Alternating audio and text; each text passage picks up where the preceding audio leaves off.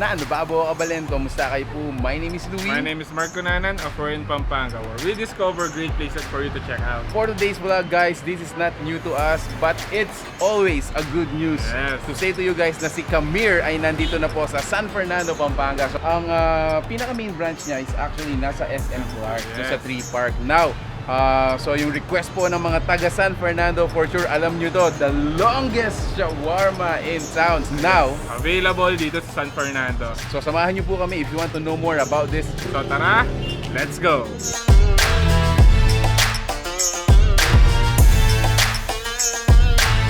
Once again, thank you so much for being with us in this video. Again, thank you so much, Kamir, for inviting us. And congratulations na rin. Yes, so this is the newest branch ng Kamir. It is located dito sa may San Jose, City of San Fernando, Pampanga. So, ang pinaka-landmarks niya is yung Eastgate Mall. So, harap lang siya ng SM City, Pampanga or beside Robinson Star Mill. There you go. So, napaka-accessible. Kung mapapansin nyo guys, maririnig niyo medyo may mga dumadaan na sasakyan dyan kasi nasa Olongapo Gapan Road. And good thing dito, hindi magiging problem yung parking ninyo kasi ang lawak ng parking space dito. So either a dine-in or a take-out, hindi magiging problem yung parking nyo dito. So let's get into the meals. Yes, so syempre on our table, meron tayo dito yung kanilang pinagmamalaking chicken shawarma salad, meron din silang shawarma rice.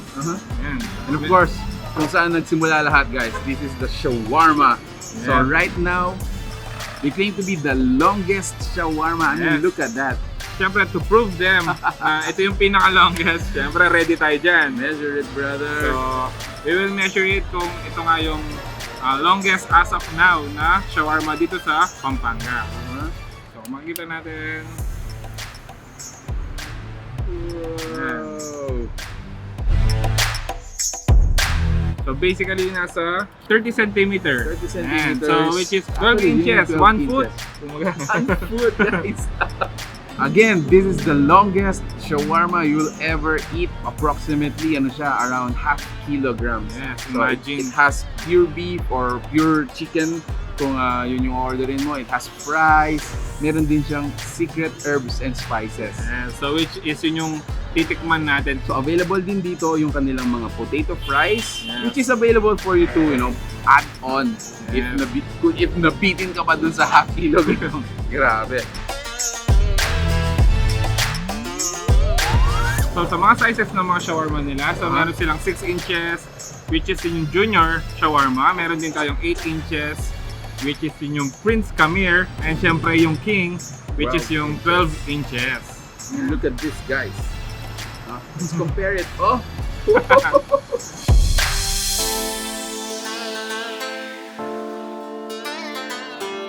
So, let's unwrap it. Yung kay Mark naka-unwrap na. So, ito yung kanilang Prince Kamir na beef. So, beef flavor yung sa kanya. Sa atin, guys, this is chicken. Ayan. Yun! Actually, mas gusto ko to. So, ayan. Mas maganda hinati natin. Oh, look at this! Oh, man! Inside meron siyang beef, as in pure beef. Meron din siyang fries. Kung titignan mo pa lang, authentic talaga. Amoy Arabo, guys. Sa amoy pa lang, and then pag nalasahan mo siya, really out of this place. It's authentic Arabian shawarma. Yes, nandun talaga yung lasa ng Arabian taste. I think yung mga shawarma, plain and simple. It doesn't look fancy at all. At the end of the day, sobrang mag-enjoy kayo sa lasa. Yes.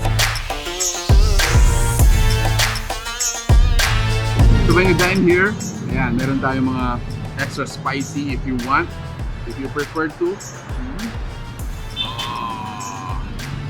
Nakaka-enjoy kainin itong mga shawarma nila. Actually, including yung pita bread. Yes.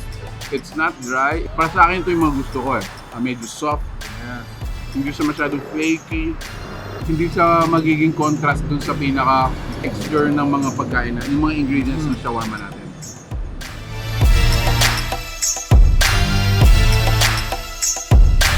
So, syempre, next tayo. Yes, yung kanilang mga...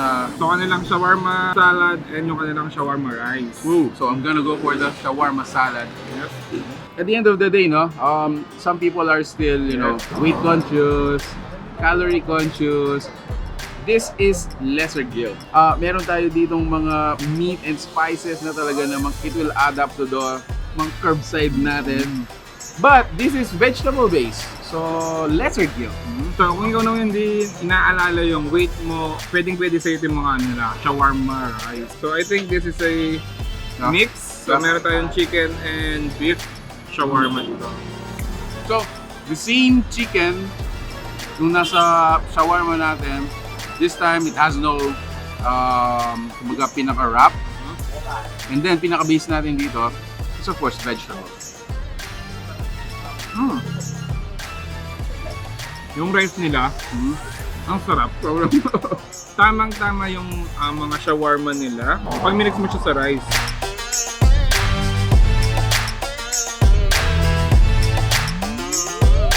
So earlier we had a customer here. Yung experience niya sa Middle East has almost 4 years. Kumbaga tinanong natin kung kumusta yung lasa. Actually, he was really satisfied. Sabi niya, authentic talaga yung shawarma.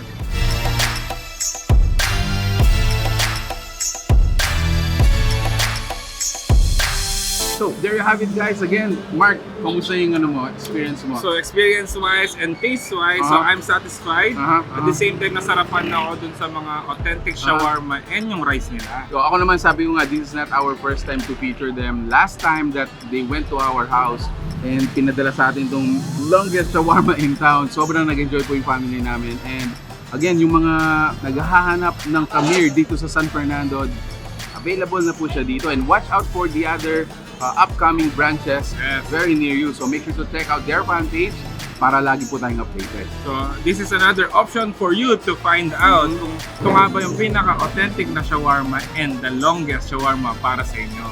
So if you like this video, please give it a thumbs up, share it with your friends, and visit Kamir dito sa may San Fernando. Thank you for watching. We're in Pampanga. Until our next discovery. Peace out! Bye guys!